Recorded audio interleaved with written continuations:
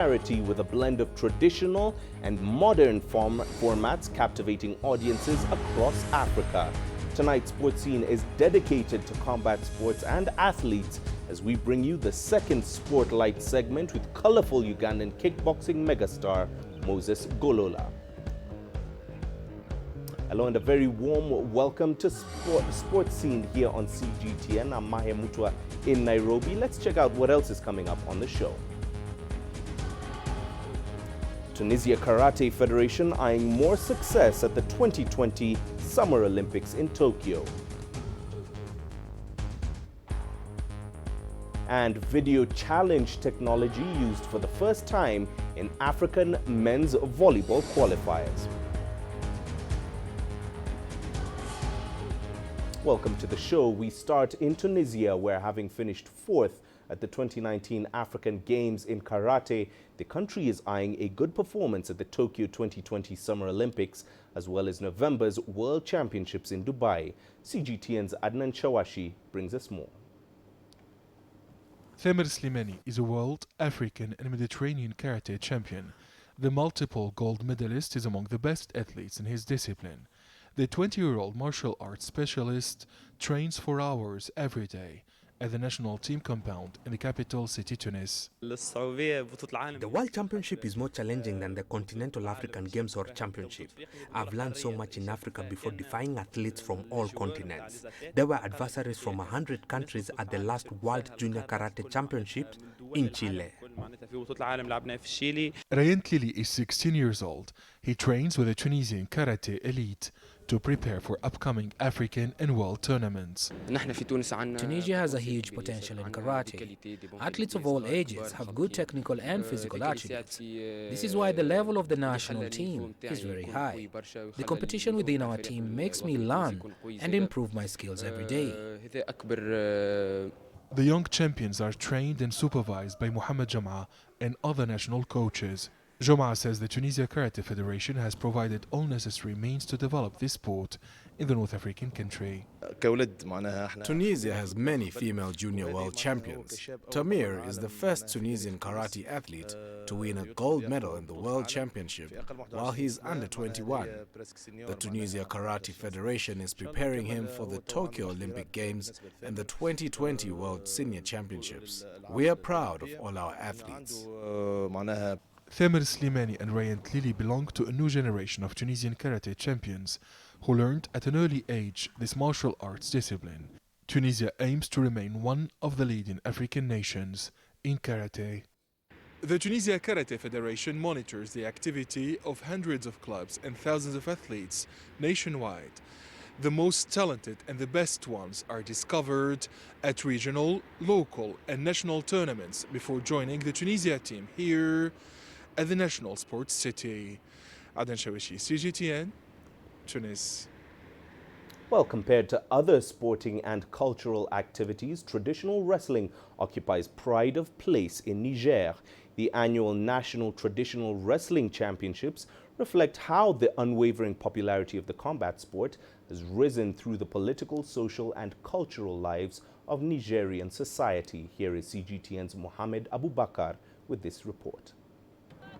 A total of 80 traditional wrestlers from 8 different regions in Niger have been competing against each other for a period of 10 days. Ousmane Hassan is the current champion of the National Traditional Wrestling Championship. He is the first champion to come from the Tillaberi region in Niger, a feat that means so much to his camp and people from his region. I would like to thank all those who are involved in the running of this traditional wrestling championship. I am very happy, but I thank the people of Tillaberi. They are even happier. For a long time, they've not seen other wrestlers win, but by the grace of God, I have won it today. The people of Tillaberi are so proud of Osman. I'm so happy of him because we've been looking for this victory for a long time. We prepared well for his competition. Osman is a young man who loves wrestling and is hungry to be the best. And apart from the collective training, he also trains alone. So this victory is the result of his hard work. Traditional wrestling here has been on a steady rise in popularity in recent years. However, even though the country boasts many good wrestlers, it has always failed to perform well in international competitions. The wrestling of the 21st century is not that of the 20th century. Apart from techniques evolving, unfortunately for Niger, wrestlers here do not train all year round. They train only 1 month out of the 12 when they prepare for the national championship. In other countries, traditional wrestling has been professionalized, and wrestlers train at least 11 months out of 12. This has been the main reason for the poor performances in international competitions.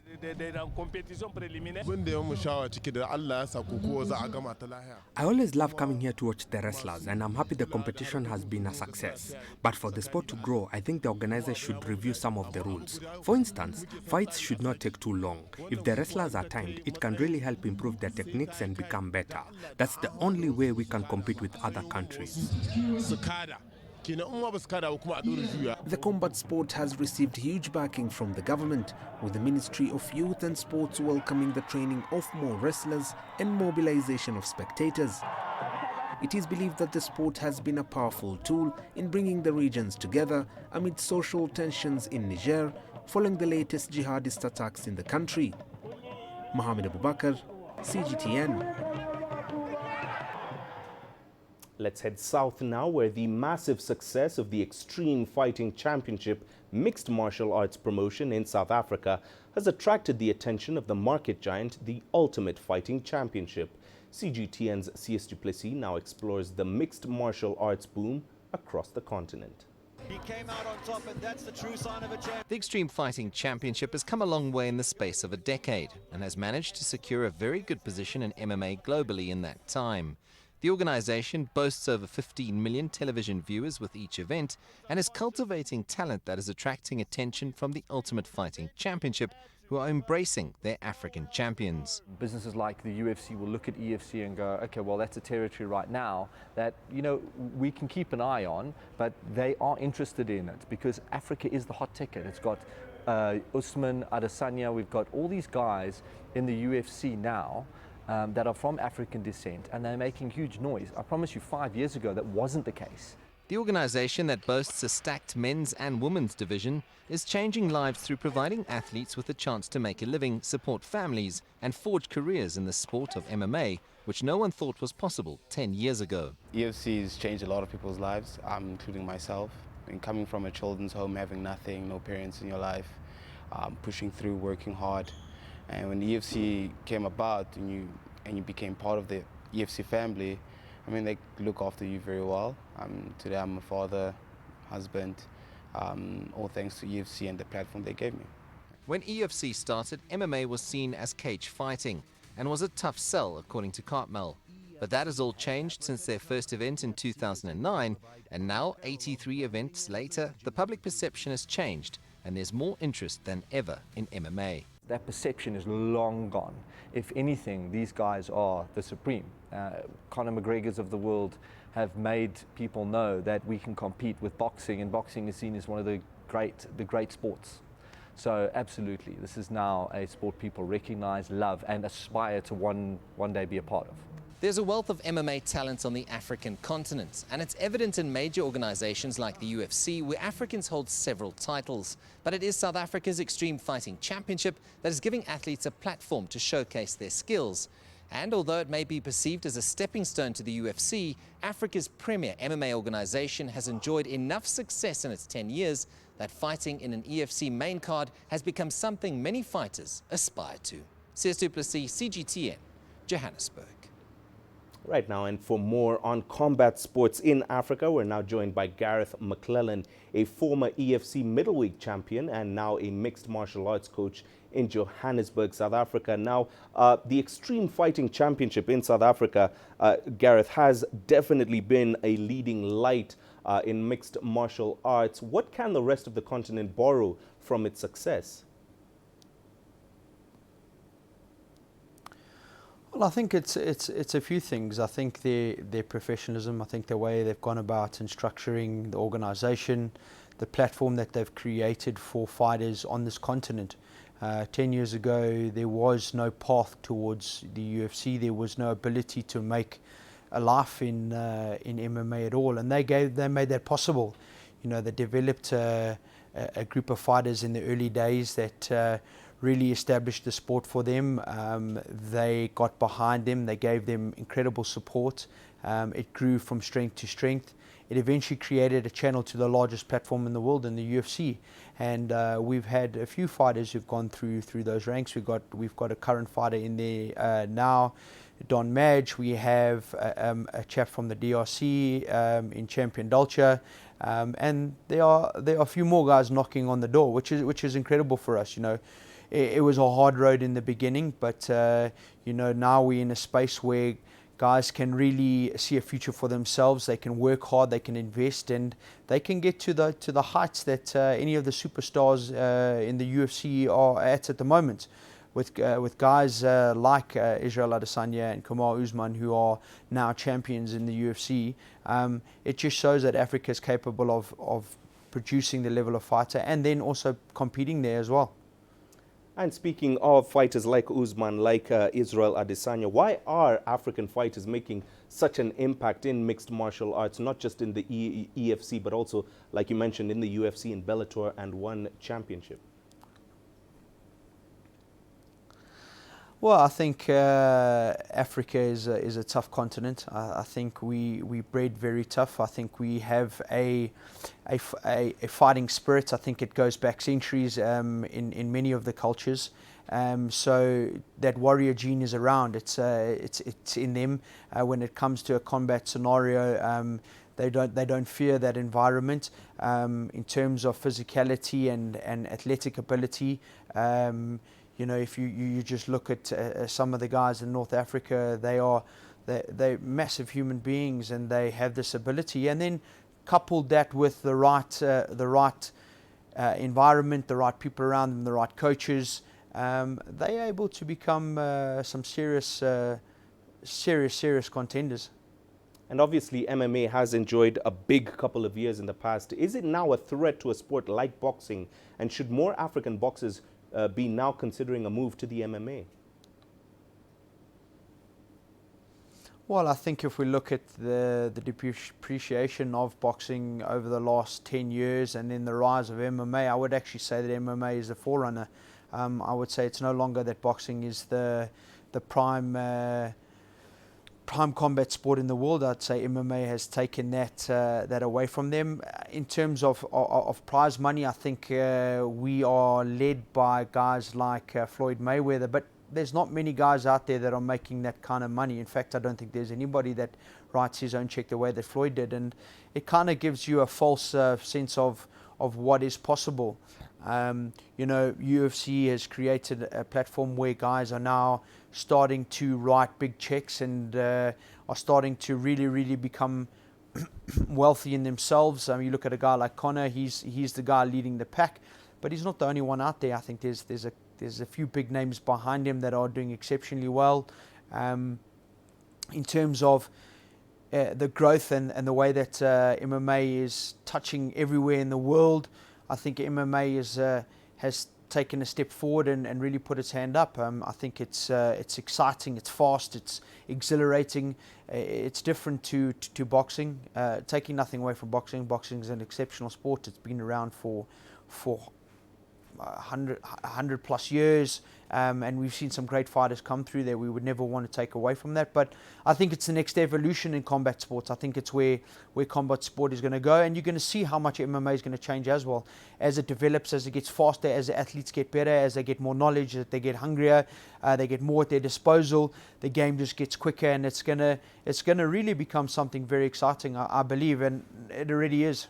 Finally, Gareth, very quickly, why is it that Africa has been unable to commercialize combat sport despite it being part of the continent's culture for so long in countries like Senegal? I think it's just a case of the ability to expose it to the world and expose African combat sports to the world. I think financially it hasn't had the backing that it could have had. I think it hasn't had the professionalism that it should have had. I think a lot of these guys are guys who are just natural ability and natural athletes, and like I said, they in Africa is a natural warrior gene that they have. I think with the growth of MMA and the growth of sport now, you know, the professionalism is starting to come. Guys are starting to understand what is needed of them to become successful, and you'll see it change slightly as it goes. It's an evolution of things. I think it's in most sports in Africa. Unfortunately, we suffer from the resources to expand. We have all the talent in the world. We just don't have the resources that the rest of the world do. All right, Gareth, thank you very much for speaking to us here on Sports Scene. Gareth McClellan, former EFC middleweight champion, speaking to us live there from Johannesburg. Well, still to come, our monthly Spotlight segment takes us to Uganda for an in-depth interview with kickboxing megastar Moses Golo.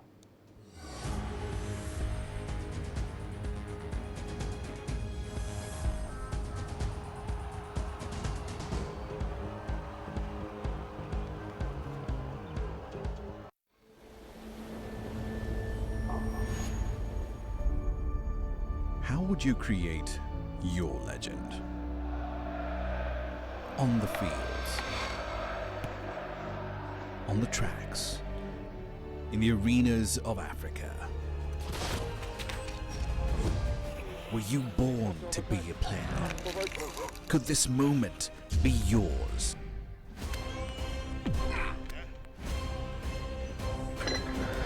Sports Scene. Find your game.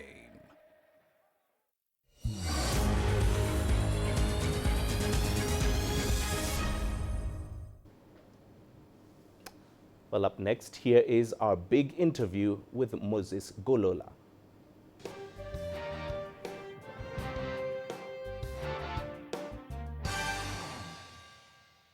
Moses, thank you very much for joining us. I'll just begin by asking you about your journey from, you know, a humble family, going into boxing, and then going into kickboxing. Coming from a humble family, it helped me so much because we had a discipline. Because in life, what I've understood in life, to achieve, to be loved, discipline is the first thing. I started in boxing, amateur level. I was doing good because I reached to the time of going to the national level. I had a dream of being a champion. Actually, the matter of fact, one day I was sleeping, I had a voice telling me, "You a champion, you are going to represent Uganda." I started a little bit of weightlifting. In my life, everything I've been doing, focusing it, doing it well. So one day, I was in my room. I looked at the certificate which I got from the boxing, which for the championship. I looked at the certificate and I said, no, I think I was somewhere. Yes, bodybuilding is good, but I don't think I'll be able to be the best bodybuilder in the world, because when I looked at my height, 5.3 something. Then I was like, I think this, apart from working as a bouncer, there is nothing else. So Moses, just take us through your transition then from boxing into kickboxing. You might find some guys whereby your hand can't be able to punch, but your legs will be able to kick. So I remained alone on the pitch every day. I could wake up at 4, running, going to the pitch with my jelly can of water. There's a guy who found me there. He said, like, "Hey man, you're no longer doing boxing. What's up?" I told him, "No, you know what? I chill with this boxing." He told me, "You know what? Why don't you try kickboxing? Because it's not so much popular." I went there. I respected the master. I said, "I want to join kickboxing." He told me, "Now, what's your background?" I told him, "Me, I've been a boxer and I'm a hardy man, by the way. I've been knocking guys." Because I had to show these guys that I'm not a joking subject. When we went for the tournament, I hated all these guys. So me, I went with my energy. So I could bang a guy 6 punches with 1 kick. He's out. Me here, I thank God that I have big fan base. My first kickboxing here fight, I had like 10,000 people. Right now, I'm the biggest person when I start fighting. People come and they fill the arena. I can have like 20,000 people coming to watch me. They have paid. There is a saying in combat sports that nobody truly understands the mind of a fighter aside from the two people who get into the ring and fight each other. Do you find that to be the case? What comes the day before the fight, I get sleepless night. And I wake up very early. In fact, when I wake up very early, I find that I don't have appetite. When the ring bang, bang, you can come with your coach, who is touching you, is massaging you. But there is a time whereby they tell you the second is out of the ring. I really want someone to first hit, because his hit, I feel the strength. How is his punch? How is his kicks? After feeling the strength, and I know, yes, I'm going to control this person. You've spoken at length about how you want to help young fighters as they develop here in Uganda. How do you do that? Many boys, they are coming to train here. I don't charge anyone. I let them come, because I have a feeling that maybe one day, one time, I'll get somebody who has a heart like me. We have many fighters, but those who give in their hearts are few. Many wants to train, but there are few who wants to be champions. Because being a champion, it has to be in you. And what advice would you give to other young fighters who want to follow in your footsteps? They should know they are role models. They are superstars. The nation needs them.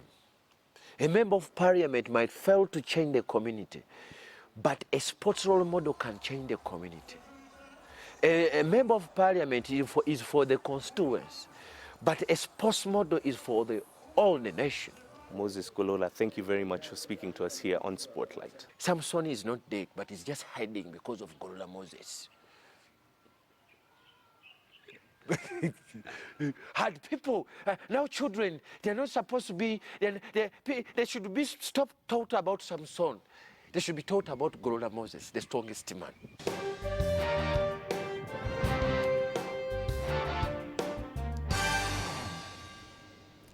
Now let's head to Egypt, where video challenge technology was used at the 2020 Africa Men's Volleyball Olympic qualifiers hosted in Cairo for the first time on the continent.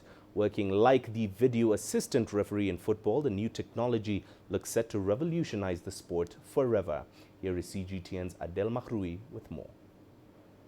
2020 has begun with a landmark change in African volleyball.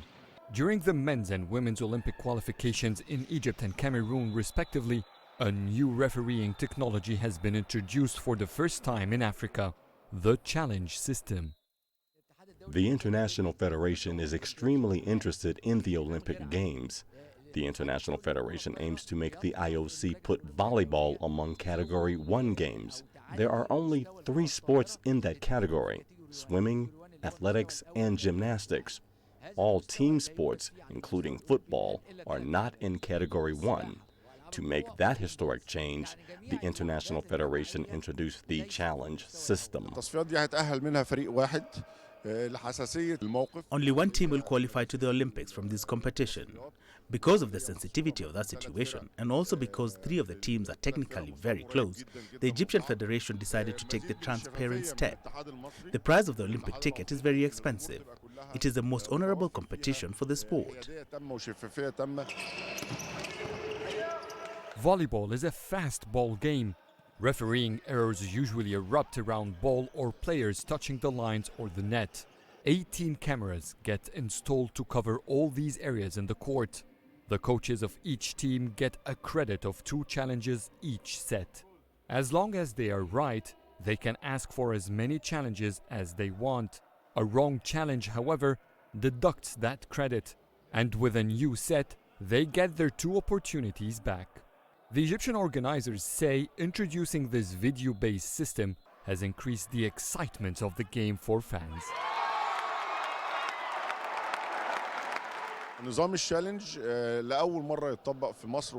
The challenge system is being introduced in Egypt and in Africa, and it is a great addition to the support. During the competition, we've seen how it has added to the excitement of this competition, and it has also put fans on the edge of all matches and made them focused and more connected to the game. The technology, however, is extremely expensive for individual African national federations to apply domestically. It is estimated to have costed Egypt more than $60,000 for a competition of just 4 teams. Adel Mahroui, CGTN, Cairo. And the Super Rugby season is kicked off in South Africa with a touch of Marvel magic. The best teams from South Africa, Australia, New Zealand and Argentina compete in the annual Southern Hemisphere Club Tournament. As a curtain raiser, South African fans were given a glimpse of the new team kits inspired by some of the studio's most loved characters, including Black Panther and Spider-Man. Here is CGTN's Julie Shire with that report.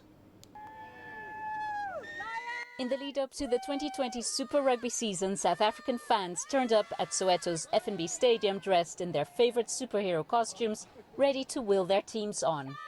The 4 franchises competing in this year's tournament played a round of friendly matches in their new kits inspired by Marvel characters, Thor, Captain America, Black Panther and Spider-Man. I am the Zulu maiden Mzansi Supergirl. And I am the cheer hero. I like the Lions because they support Spider-Man, and my favorite superhero is Spider-Man. The superhero thing is actually a big thing for South Africa because a lot of kids that don't know about rugby that come and just Spider-Man, that actually starts from ground level, grassroots, and the kids come here and they get entertained and then they want to play rugby because of what they see, and now they can actually see the Marvel superheroes live. Memories of Springbok captain Siya Kolisi parading the World Cup trophy through the township streets last November still hold strong. It sparked renewed interest in the sport once associated with an oppressive past. It's about unity. It's about uniting the country as people. You see now, rugby is not celebrated in our communities. Actually, we don't even see rugby here. So having this today, I think it's more of unity. Fans are hoping the superhero statuses afforded to their beloved Boks will improve their team's chances in the tournament. The Bulls were the last South African side to lift the Super Rugby trophy back in 2010. I think that is really what the Springboks brought in the sporting world again, role models to look up to. I saw the hero welcome Siya got, so if we can have that positive influence again from our sporting heroes, we've achieved a lot. South Africa may have been crowned the rugby champions of the world in 2019, but a new generation of players is ready to make their mark in this year's Super Rugby tournament and continue to inspire a nation. Julie Shire, CGTN, Soweto, South Africa. And that's all we have for you on Sports Scene tonight. Remember, you can send your feedback to the contacts on your screen now and give us a follow on our digital media platforms. I'm Mahia Mutua. Thanks for watching.